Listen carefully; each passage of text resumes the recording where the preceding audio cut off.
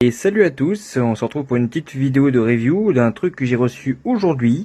Un Gundam qui n'a pas très bonne notoriété pour pas mal de raisons. Premièrement parce qu'il est issu d'un kit de Breaker Battle Log, parce que c'est le Perfect Strike Freedom, qui est une combinaison entre le Strike Freedom et le Perfect Strike. Donc voilà, les deux combinés ça fait donc cette abomination si je peux dire. Bah, bien sûr que je trouve vraiment par contre très très cool par contre. Hein. Visuellement je trouve vraiment que ça claque, le côté gros sac à dos tout ça avec les Super Dragoons que l'on peut voir d'ailleurs à différents endroits. Et notamment la grosse épée comme sur le Strike, le fusil bon un peu plus amoindri et qui fait plus fusil d'assaut comme pour le Launcher Strike. Les deux armes d'ailleurs peuvent se combiner pour former une grosse épée qui est plutôt assez classe. Hein. Et on a également les deux Raygun comme on a sur le Strike Freedom, hein, qui ne sont pas en fait au niveau des du torse, hein, voilà, donc ils sont au niveau, ils sont juste derrière ici, voilà. Et puis, bon, c'est tout ce qu'il y a à savoir sur ce Strike Freedom. Il y a quelques petits gimmicks assez sympas, genre par exemple, il y a aussi ça, il y a une petite pièce qui est ici, qui représente un petit peu pour l'histoire de trucs à stun. Mais c'est plus visuel, hein, il y a rien de spécial. Il y a un bouclier qu'on peut poser sur l'avant-bras ici et là. Et puis, il y a également une lame qui peut sortir aussi là, voilà. Bon, des petits trucs assez sympathiques. Alors, ce modèle, vous allez peut-être me foutre de ma gueule ou quoi. En fait, je l'ai déjà. Enfin, j'ai déjà le Perfect Strike Freedom, mais pas le Perfect Strike Freedom rouge. Mais alors du coup, pourquoi je l'ai pris alors du coup celui-là? En fait, je l'ai pris pour pas mal de raisons. La première, c'est qu'en fait, c'est que je trouve vraiment très très classe, vraiment les couleurs, le couleur de rose, tout ça, je trouve ça plutôt assez cool. Et c'est ça que ça m'a donné vraiment envie, finalement, de l'avoir. Pour commencer. Autre chose également, c'est que l'autre Strike Freedom, j'étais un petit peu motivé à le détailler, parce que j'ai pas fait de panel line, j'ai pas fait de peinture ni que ça à divers endroits, et j'avais un petit peu la flemme, parce que étant donné que j'avais déjà tout enlevé des grappes, et le problème c'est que le panel line, j'ai peur de l'abîmer en fait, du coup je vais tout vernir, entendez, c'est la grosse galère. Donc là, le fait que je peux le faire le panel line sur les grappes, vu que les pièces sont totalement, il est pas monté, hein, forcément, donc ça m'avantage pas mal. En plus de ça, j'ai quelques décocomanies qui pourront ainsi bien favoriser pour pouvoir en faire quelque chose de magnifique. Hein. Donc voilà. Donc c'est plutôt cool vraiment que je puisse l'avoir. En plus niveau peinture, j'ai quelques idées assez sympathiques. Donc voilà donc pour ce concernant pourquoi je voulais spécialement le prendre, ce petit Gundam très girly. Enfin gros Gundam assez bulky si je peux dire. On va vous montrer le côté de la boîte. Donc voilà le côté de la boîte, hein. Donc vous avez vu, donc on peut voir la fameuse grosse épée en fait à deux mains en réunissant les deux armes qui se combinent très très bien entre elles. La grosse arme également fait une sorte de gros canon également, hein, parce qu'on peut voir qu'il y a la fente pour les tirs, hein. Donc avec du panel line ça va bien rendre en plus avec tout ça. On a également, je vous ai dit, il y a l'avant-bras qui fait un peu une beam blade côté, c'est un petit gimmick assez sympa. Et évidemment, donc vous avez également des lames vertes sur le côté pour en faire une épée simple, et le fusil en question que l'on peut voir, hein, qui est plutôt assez stylé. Et les fameux rails canons qu'il y a comme sur le Strike Freedom. En plus de ça, comme sur le Perfect Strike, voilà, je vais y arriver. Vous avez également aussi, alors je sais pas si on peut le voir. Ouais, on peut pas vraiment le voir le gimmick ici. Je pense qu'on peut le voir. Ah, on ne voit pas tellement. En fait, il y a comme le Perfect Strike. En fait, si vous voulez, il y a sur l'épaule ici, il y a une Gatling avec des micro-missiles et également une sorte de harpon également comme sur le Perfect Strike, quoi. En fait, voilà. Il y a également les Super Dragoon également qui se détachent. Le petit gros bémol, c'est qu'il n'y a aucun support pour attacher Super Dragoon. Donc ça veut dire que là, comme ça dans la boîte, vous êtes obligé de les laisser dessus. Hein, sinon, vous pouvez pas les attacher sur rien du tout. Hein, mais j'ai vérifié par contre, les Super Dragoon, ça peut se combiner sur pas mal de supports. Donc ça va, c'est faisable. Voilà, et puis le petit bouclier également vendu. En plus de ça, vu que j'ai le Perfect Strike, je peux mettre un bouclier sur chaque avant-bras. Donc c'est très très cool. Voilà. Et ensuite, donc, on peut voir qu'il y a, là, vous avez vu donc la vue là de l'engin. Donc voilà, la Tigatine que j'ai expliqué tout à l'heure, le micro-missile. Donc l'engin est très très stylé. Hein. En fait, c'est étonnant, mais on est plus sur du blanc rose, du rose et du rouge rosé. Mais je trouve qu'il est très très beau. D'ailleurs, pour les pièces noires, j'ai une idée de faire du brossage à sec avec du gris clair pour ressortir tous les détails dessus. C'est une petite idée que j'ai là-dessus, je me dis que ça pourrait pas mal le rendre. Au début, je voulais faire du panel line gris dans les fentes, mais ça sera pas super super. Voilà. On va voir si mon idée vaut le coup, ou alors à moins que c'était une idée de merde, mais je pense pas. Je pense que ça va être une bonne idée. Voilà, on va voir l'intérieur de la boîte maintenant. Donc l'intérieur de la boîte, alors on a donc la notice, on verra ça plus tard. On a également une grappe verte avec des épées laser, tout ça, donc les fameuses lames qui vont sur l'épée. Alors il y a des pièces un petit peu de pas mal de kits de Gundam en fait qui vous servent à rien. En fait vous allez avoir pas mal de pièces de rab. Par exemple ça normalement c'est censé aller sur le Justice, là les lames que j'ai là dans les doigts. Mais sauf que ça ne va pas du tout sur ce modèle. Mais ça vous fait des pièces en plus, avec un coloris comme ça. Bon c'est joli. Donc vous voyez la couleur, hein, ça tombe bien, j'ai la lumière du soleil, vous voyez que c'est pas du blanc en fait, c'est vraiment un rosé blanc. Voilà. Top. On va faire Monsieur Focus. Voilà. Un reproche qui a été fait par contre sur ce modèle, c'est qu'il manque de détails. Je suis un petit peu d'accord. C'est pour ça que j'ai des Ecomani qui peut peut-être l'agrémenter. Vous voyez, hein, les pièces qui sont plutôt assez jolies. Et le fameux fusil en gamin d'assaut qu'on a. Le fusil d'assaut, il est très stylé. En fait, je l'ai en vert clair pour faire un Super Fast Strike sur l'autre figurine que j'ai dans ma vitrine. Mais je trouve qu'en noir, l'arme, elle est mieux. Ouais. En fait, je trouve l'arme même meilleure sur celui-là, au niveau des coloris. Après, il y avait rien qui m'empêchait de peindre le Perfect Strike que j'avais déjà, mais bon, je voulais en voulais un autre, parce que honnêtement, c'est un modèle que j'ai pris beaucoup de plaisir pour le monter, et je vais en prendre encore à monter. Voilà. On a également donc les Super Dragoons, hein, que vous voyez là. Hein. Vous voyez. Hein. Hop, encore les Super Dragoons. Ils sont dans un beau rose.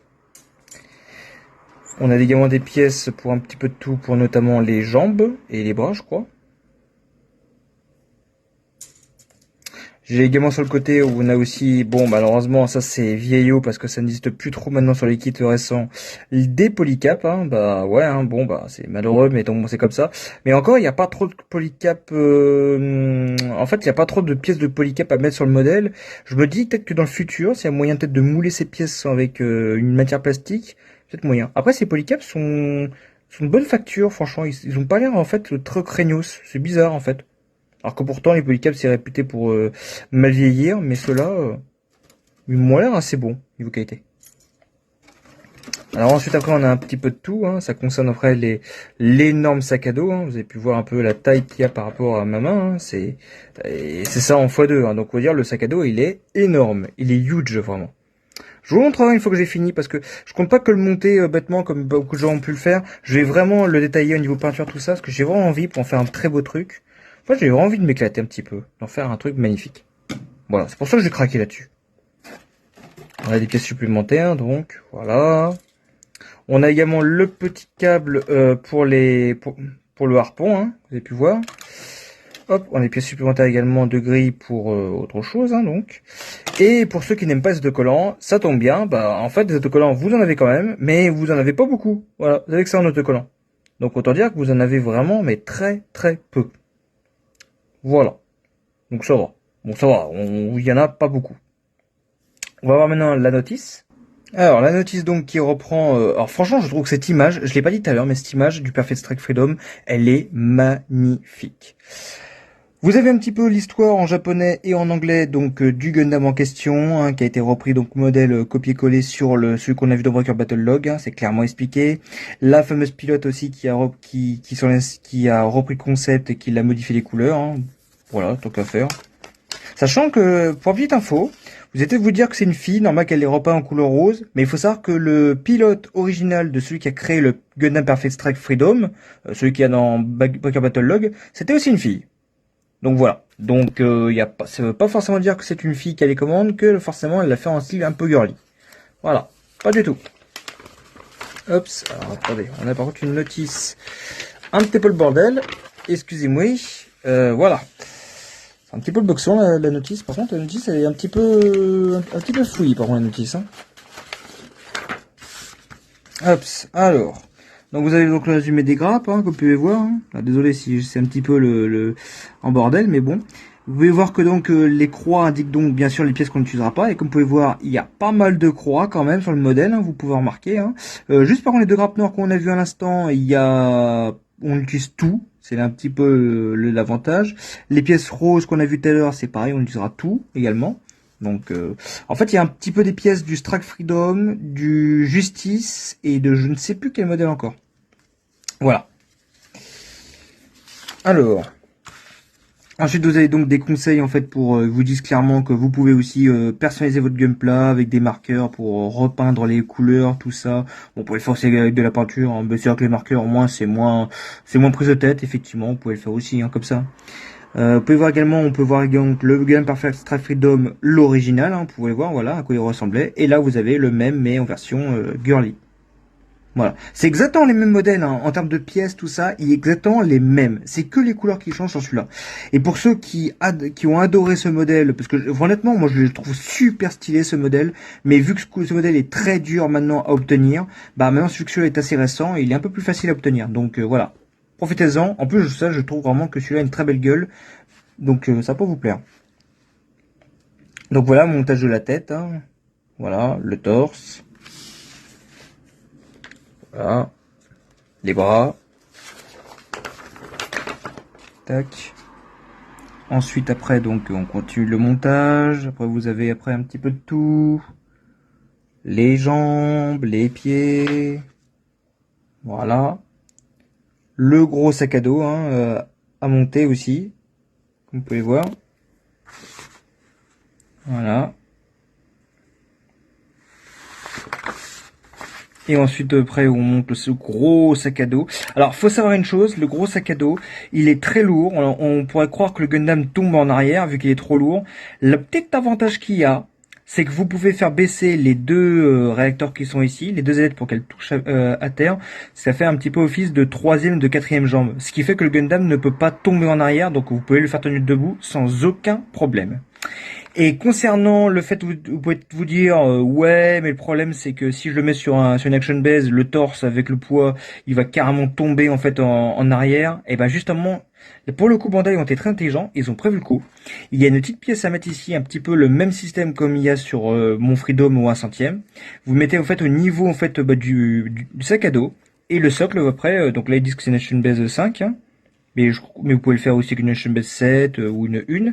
Et vous pouvez donc le mettre ici. Et donc, en fait, le poids ne sera supporté que sur le sac à dos et pas sur le corps.